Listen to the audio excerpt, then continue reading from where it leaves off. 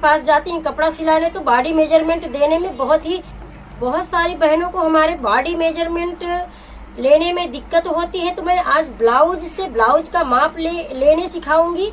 तो चेस्ट का माप कैसे लिया जाता है, आस्तीन का माप कैसे लिया जाता है और गले का माप कैसे लिया जाता है। तो आज मैं प्रॉपर तरीके से अपने वीडियो में पूरा बताऊंगी। तो आप लोग अगर हमारे वीडियो को पूरा देखेंगे तभी समझ में आएगा। अगर वीडियो को स्किप कर देंगे तो बिल्कुल खराब हो, बिल्कुल भी समझ में नहीं आएगा।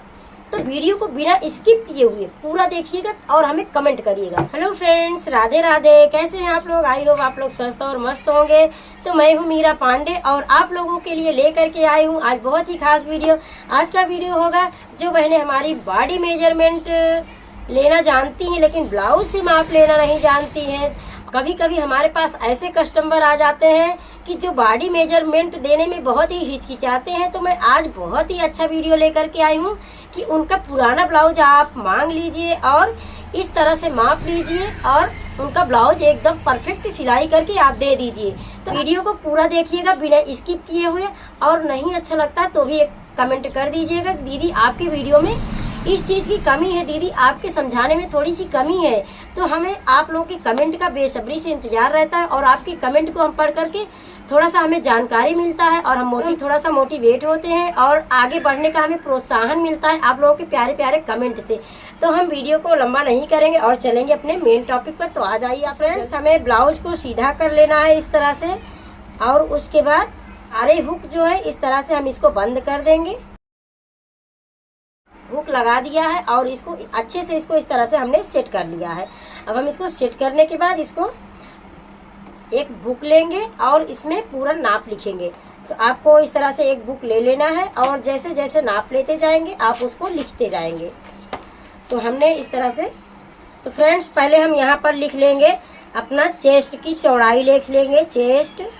चेस्ट की चौड़ाई यहाँ पर लिख लेंगे, जो आएगा उसको आगे हम लिख देंगे। ओके, और उसके बाद हम शोल्डर का माप लिख देंगे। यहाँ पर शोल्डर लिख देंगे, ये हमारा शोल्डर हो गया। आगे हम जो भी आएगा उसको लिखते जाएंगे। उसके बाद हमें लेना है आर्म होल का माप। तो यहाँ हम आर्म होल लिख लिए हैं, आगे हम लिख देंगे। उसके बाद हम अपने ब्लाउज की लंबाई लेंगे। ब्लाउज की लंबाई जो भी आएगा आपका उसको अपना लिख लेना। उसके बाद हम गला की लंबाई लेंगे, गला की लंबाई लिख लेंगे। उसके बाद हम सामने गले का लिख लेंगे, सामने गले की लंबाई।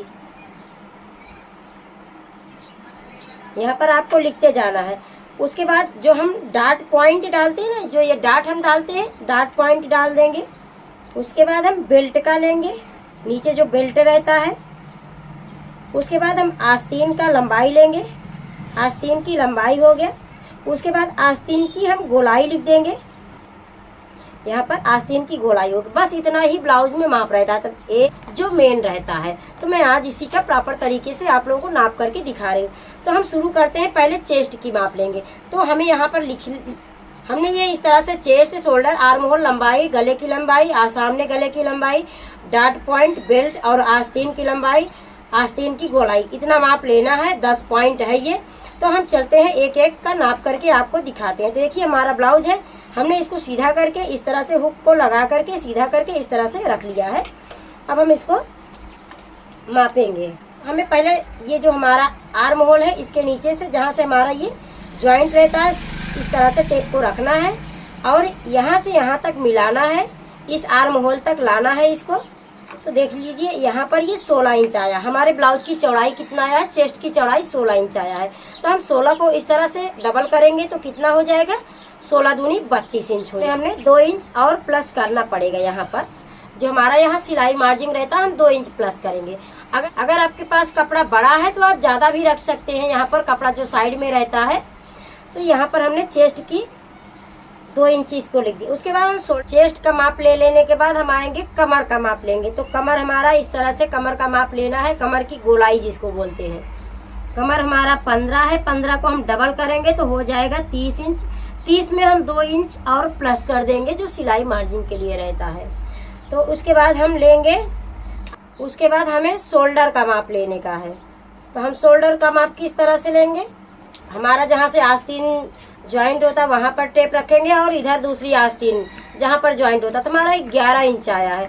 तो 11 इंच का हम हाफ कर देंगे तो इतना हमारा कितना आ जाएगा, ये 5.5 इंच आ जाएगा। तो हम 11 का हम हाफ करेंगे तो ये 5.5 हो जाएगा। इसमें हाफ इंच हम और प्लस कर देंगे, यानी कि हमारा सिलाई मार्जिन में जाएगा यहाँ पर। ओके, तो हमारा ये हो गया शोल्डर का माप। उसके बाद हम लेंगे यहाँ पर आर्म होल का माप। आर्म होल का माप कैसे लेंगे, अब हम इस तरह से तो ले नहीं पाएंगे, तो हमें किस तरह से लेना है, हमें इस तरह टेप को थोड़ा सा आगे रखना है, क्योंकि हमारा यहाँ सिलाई में जाता है थोड़ा सा, तो हम टेप को आगे रखेंगे इस तरह से, और इस तरह से इसको सीधा इस तरह से रखेंगे और सीधा देखेंगे कि हमारा आर्म होल कहाँ आ रहा है। इस तरह से हम देखेंगे, ये देख लीजिए, इस तरह से हम ऐसा देखेंगे तो जो हमारा सीधा जहाँ पर आएगा वहाँ हमारा आर्म होल रहेगा। तो यानी कि हमारा आर्म होल आया है 6 इंच आया है। ये हमारा आर्म होल कितना आया है, 6 इंच।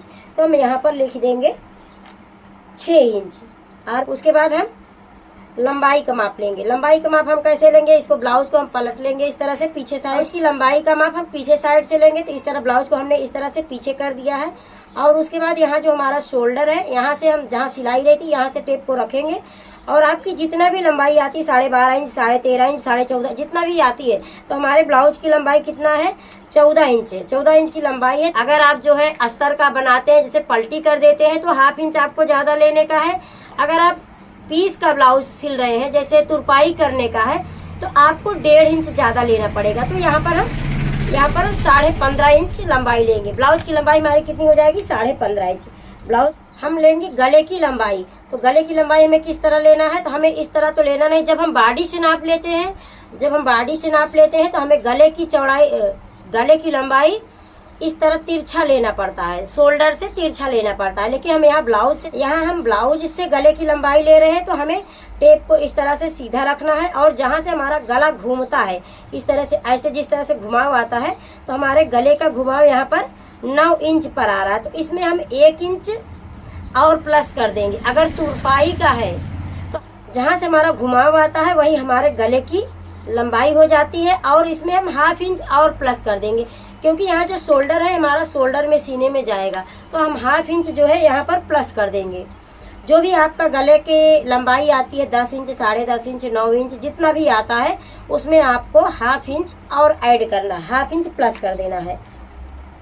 ओके, अब उसके बाद हमको ब्लाउज को इस तरह से सीधी तरफ लेना है, और सामने गले का हमें लंबाई लेना है। इस तरह से हम अब यहाँ टेप को इस तरह से रखेंगे, जो हमारी सिलाई रहती है यही सिलाई से फिर रखेंगे। जैसे हम पीछे गले में माप लिए थे, सेम वैसे आगे तरफ भी हम गले की लंबाई का माप लेंगे। तो गले की लंबाई का माप हम कैसे लेंगे, इस तरह से टेप को रखेंगे और इस तरह से देखेंगे हमारा गला कहाँ से, इस तरह राउंड ऐसा जो ऐसा घुमाव आता है, वो घुमाव कहाँ से आ रहा है, 4 इंच पे, 5 इंच पे, 6 इंच पे। तो हमारा गले का घुमाव जो है इसमें कितना आ रहा है, 5.5 इंच में, 5.5 इंच पर यहाँ पर गले का घुमाव आ रहा है। इस तरह से आप देख सकते हैं, ये 5.5 इंच पर इस तरह से गले का घुमाव आ रहा है। तो इसमें हाफ इंच और हम ऐड कर देंगे, तो हमारा गला कितना हो जाएगा, 6 इंच हो जाएगा।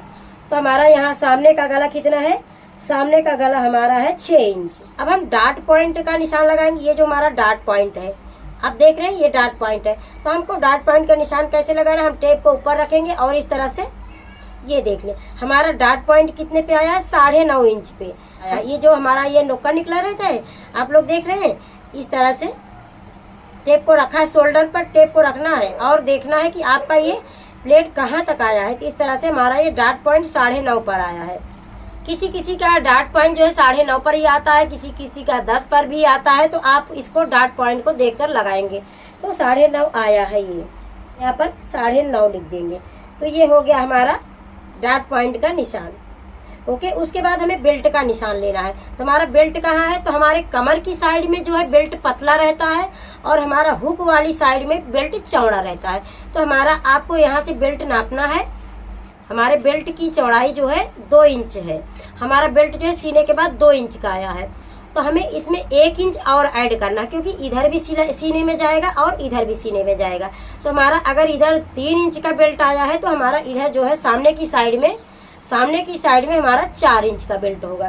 तो हम यहाँ पर अपना 2 इंच लिख रहे हैं, प्लस इसमें 1 इंच और लिख दे रहे हैं। ये 1 इंच जो है हमारा सीने में जाएगा, हाफ इंच इधर से और हाफ इंच इधर से। तो हमारा ये हो गया। और सामने की साइड में हमारा 4 इंच का रहेगा। ओके, ये हो गया। अब हम आस्तीन का नाप लेंगे। आस्तीन का नाप हम किस तरह लेंगे, तो हम इस तरह सामने से ये टेप को रखेंगे और यहाँ जो शोल्डर है, शोल्डर से इस तरह से आप देख सकते हैं, ये शोल्डर है तो शोल्डर से रखेंगे और सामने इस तरह से टेप को रखेंगे तो हमारे आस्तीन की लंबाई 4 इंच आया है। तो 4 इंच आया है तो हमें इसमें अगर तुरपाई करने का रहेगा तो हम 1.5 इंच ऐड करेंगे। अगर इसको हम अस्तर का सिल रहे हैं, जैसे अस्तर का सिलाई करते हैं तो उसको सिर्फ पलट देते हैं तो उसमें 1/2 इंच का सिलाई मार्जिन ऐड करेंगे। तो यहाँ पर हम आस्तीन की लंबाई जो है 4 इंच और प्लस 1.5 इंच ऐड कर रहे हैं, 1.5 इंच कर रहे हैं, जैसे कि तुरपाई डालने के लिए है। ओके, के बाद हम इस तरह से सामने का गोलाई लेंगे। आस्तीन का हमारा ये सामने की गोलाई है कि कौन कितना मोटा है। आज का वीडियो बस यहीं तक हो सकता है। हमारा वीडियो ज़्यादा लंबा हो गया हो तो उसके लिए मैं आप लोगों से सॉरी बोलती हूँ, माफ़ी चाहती हूँ। वीडियो को बिना स्किप किए हुए पूरा देखिएगा और मिलते हैं ऐसे ही जानकारी के साथ नेक्स्ट वीडियो में। तब तक के लिए बाय बाय, राधे राधे आप सभी को, धन्यवाद।